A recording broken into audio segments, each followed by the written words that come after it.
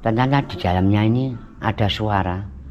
Suaranya apa? La ilaha illallah, la ilaha illallah. Sampai penasaran ini dibuka. Ternyata ya tidak ada apa-apa. Tutup, ternyata suaranya terdengar suara zikir la ilaha illallah.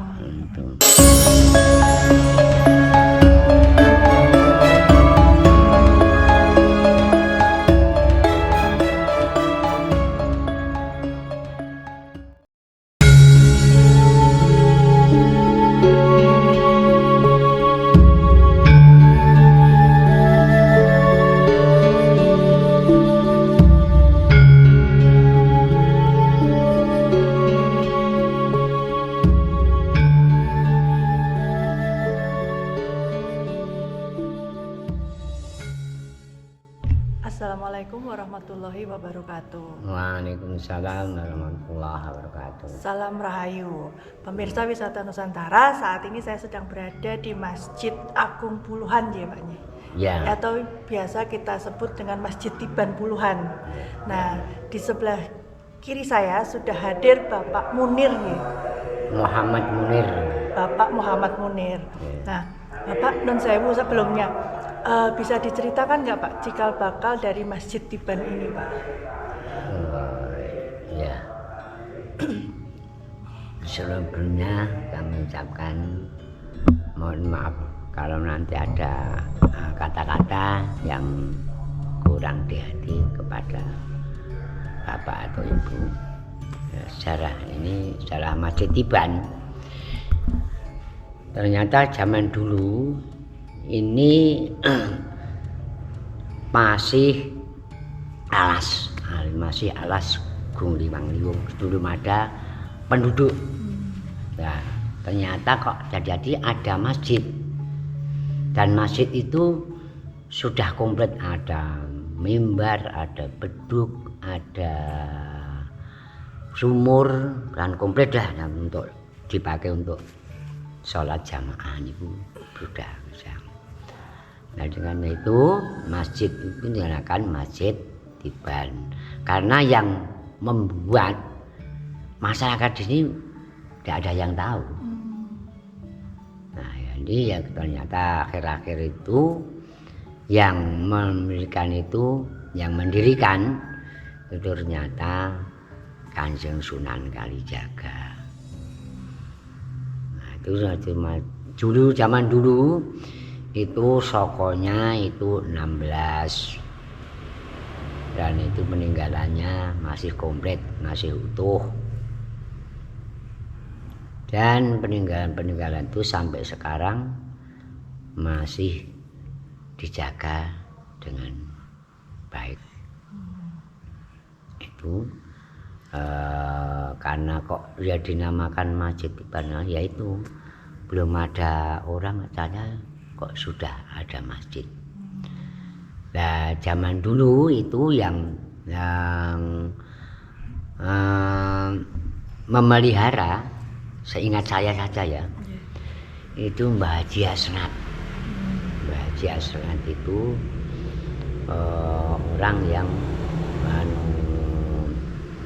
berada di sini, yang mengelola masjid di sini, dan sebelumnya itu masjid ini belum ditembok, ternyata masih keadaan sirap. Nah, terus itu Mbah Haji Asnat yang dikatakan orang zaman dulu ya bertapa atau bertafakur, itu bisa ditembok. Setelah itu ada desa ini ada orang yang menduduki di sini. Sebelum dimana ini belum ada rumah, itu belum ada, masih alas Gung Liwang Liwung, dan itu masih ada wit-witan, itu ada asem, terus mundu, belimbing, pakel, ringin, itu masih utuh semuanya, sampai ringinnya di tengah pelatanan sampai tinggi sekali mengungguli daerah sini. nanti kulit disoranya yang dia makan nanti itu.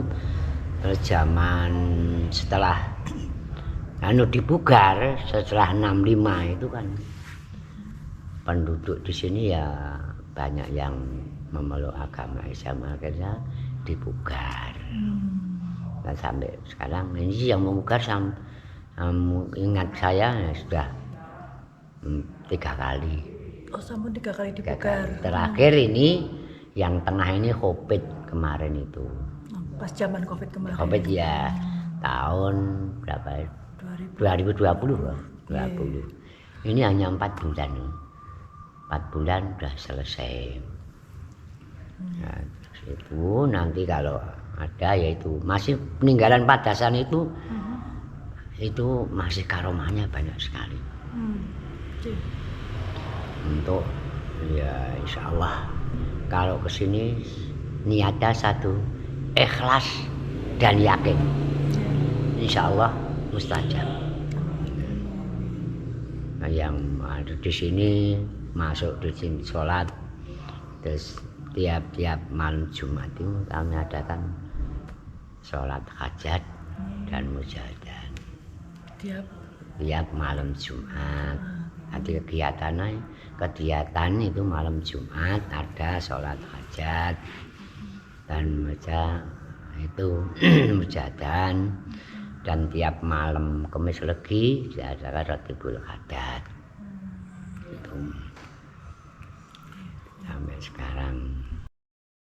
Ini Mbah, ini terkait dengan sokonya Mbah, bisa diceritakan? Sokonya ini zaman dulu 16, setelah dibugar tinggal 4 ini yang masih asli. Tinggal 4 yang ada di tengah. Di tengah soko 4.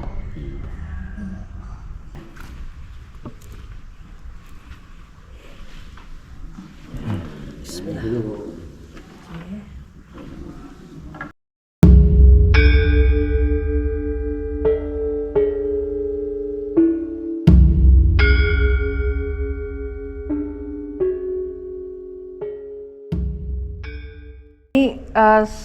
Quran dari peninggalan siapa dan kemudian bagaimana Mbak? Bisa dijelasin? Ini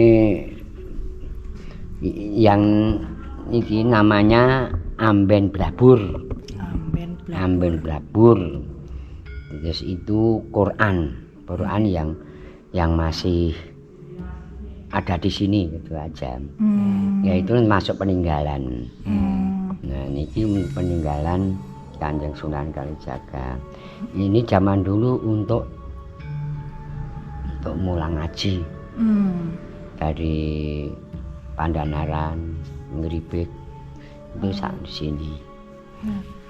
Setelah ada peninggalan ini, apakah ada kebiasaan-kebiasaan di sini Mbah terkait dengan mungkin ngaji atau apa di sini?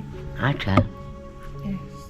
Ada dengan mengembang amalan Ratibul Hadat itu 40 hari.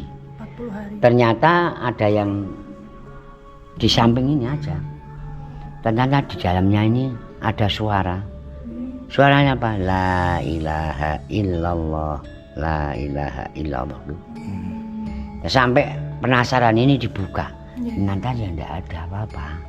Tutup, ternyata suaranya terdengar suara zikir la ilaha illallah. Itu selama 40 hari. 40 hari. Yang mengamalkan itu dari Pak Lutfi Muzaki. Ya. Pemirsa wisata Nusantara, di sini kan ada Quran ya, Al-Quran peninggalan dari Kanjeng Sunan Kalijogo. Terus kemudian di kebiasaan di sini juga ada zikir ya 40 hari, selama 40 hari. Nah, selama zikir ini ketika di depan, posisinya berada di depan tempat ini, itu ketika zikir di dalam ruangan ini, terdengar suara la ilaha illallah zikir itu. Dan begitu tadi Bapak menjelaskan bahwa ketika dibuka ternyata di sini tuh kosong, tidak ada siapa-siapa gitu. Nah, Ketika ditutup lagi, zikir itu terdengar lagi seperti itu.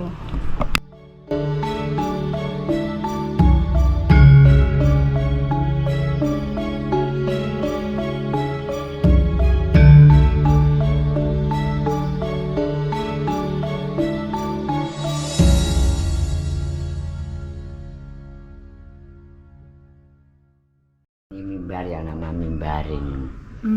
Ini sebelum ini kan dukir peninggalan ini. Mimbar ini kan dukir. Yeah. Setelah belum sampai selesai, ya ini Kanjeng Sunan dipanggil ke Demak. Oh, ini terus mimbarnya ya. Mimbarnya. Nah, ini ada pemirsa wisata Nusantara, ini adalah mimbarnya Kanjeng Sunan, tetapi dan ukiran ini tuh belum selesai, tetapi beliau ini Kanjeng Sunan itu sudah dipanggil ke Demak ya. Ya, ini masih. Ya. Ini apa, Mbak? Namanya tombak Trisila niki. Untuk kalau hari Jumat itu kan ada khotib, ada menegakkan khotib. Oh.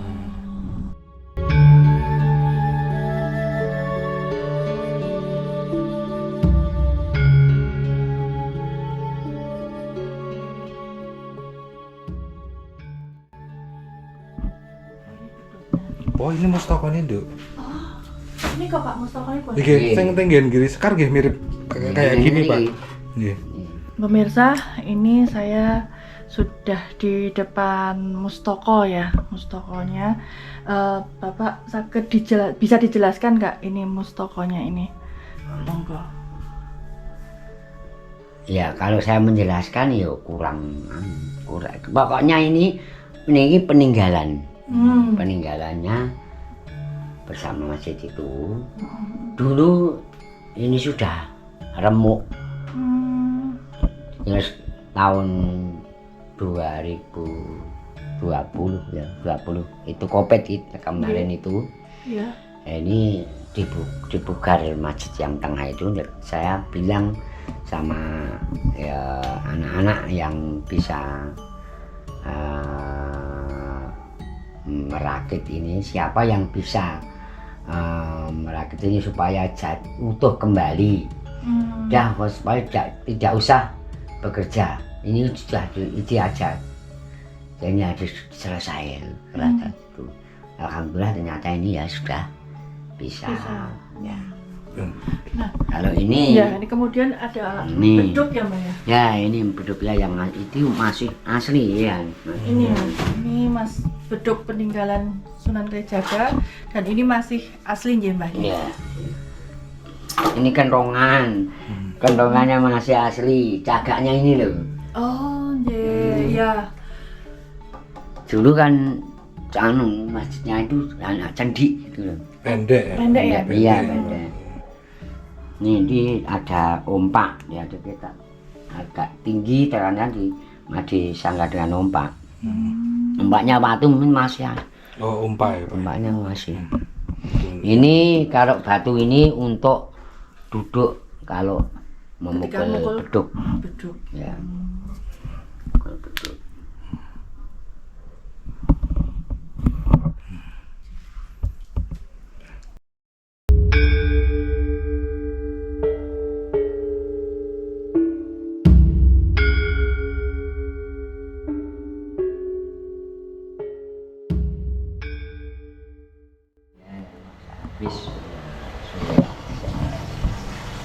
Masih asli itu. Jadi ini masih asli ya? Asli. Dulu zaman dulu ini ya sudah pecah. Sudah pecah. Terus zaman ayah saya ini kan dibugar lah semuanya. Ini zaman dulu kan masih kumuh sekali. Karena dari ini ternyata di bawah ini bolong. Ternyata bolong diletakkan di tengah lagi. Alhamdulillah bisa pulih kembali. Ini 2006 ya, gempa itu loh. Ini ya sudah ambiar gitu ya, sampai mungkin. Berarti udah pecah gitu, Pak? Ya, ini. Oh, Ini yang nambah saya ini. Dari punya. Iya, iya. Alhamdulillah ya bisa utuh kembali. Nah, kalau ini apa, Mbak? Ini ya namanya batu yang ini dinamakan ini sendang putri. Ini sendang putih dan ini sendang lanang. Karena ini ya ada makna. Banyak zaman dulu itu kan sering sampai sekarang ya masih ada yang belum mempunyai keturunan itu kesini ya alhamdulillah ada yang diterima dari Allah bisa membiayai anak dan yang belum mempunyai jodoh itu ya ada. Oh, ini sering saya itu menangani terus gitu loh. Ada yang belum mempunyai keturunan, ada yang memilih pasangan, ada anak yang belum bisa jalan. Alhamdulillah dimandiin di sini, alhamdulillah bisa berjalan. 3 Jumatan berturut-turut. Pemirsa, ini di sini ada padasan di mana ini tempat untuk berwudu. Terus kemudian juga di sini juga terdapat ada batu di mana itu ada kakung dan putri dan masih dipercayai bahwa itu bisa ketika kita memiliki hajat, pengen punya putra, kita pengen punya jodoh, itu melalui sholat di sini, melakukan ibadah di sini, insya Allah bisa terkabul. Jadi di masjid ini masih banyak sekali peninggalan-peninggalan yang asli dan masih dijaga, keasliannya masih dijaga karena untuk menjaga budaya ini tetap ada.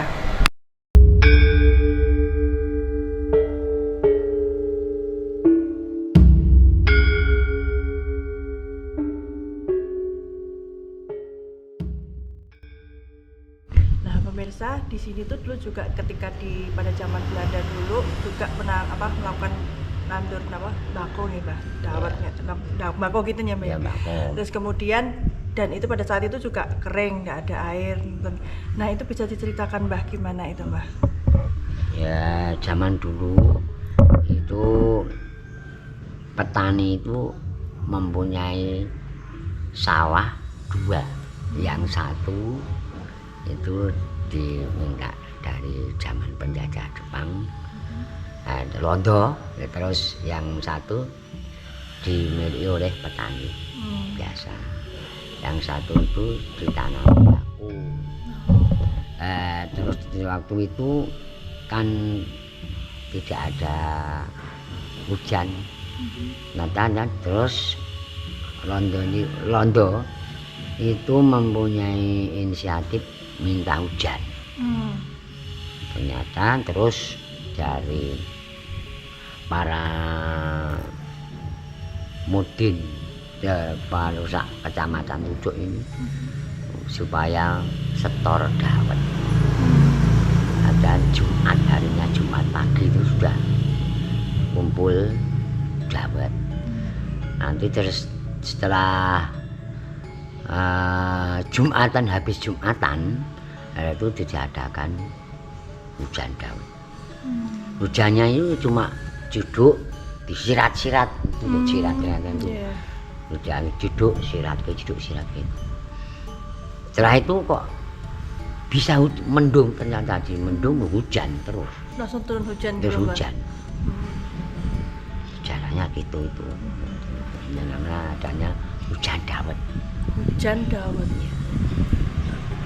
Dan zaman Londo itu kalau lewat sini pakai bendi dan pakai itu capel crop itu, kalau capelnya itu tidak dibuka jarannya jatuh, bendinya ambruk, jarannya ambruk.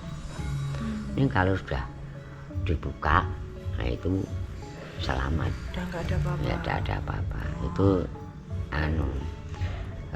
kalau orang Jawa itu sopan santun, atau siladap gitu. Baik. Ya, terima kasih matur nuwun Bapak Muhammad Munir untuk semua penjelasannya terkait dengan Masjid Iban Puluhan yang Trucuk Klaten ya, Mbak ya. Ya. Ya. Sekian perjalanan kita hari ini di Masjid Iban Puluhan Trucuk Klaten, Jawa Tengah. Tetap ikuti terus perjalanan kita berikutnya. Matur nuwun. Wassalamualaikum warahmatullahi wabarakatuh. Salam Rahayu.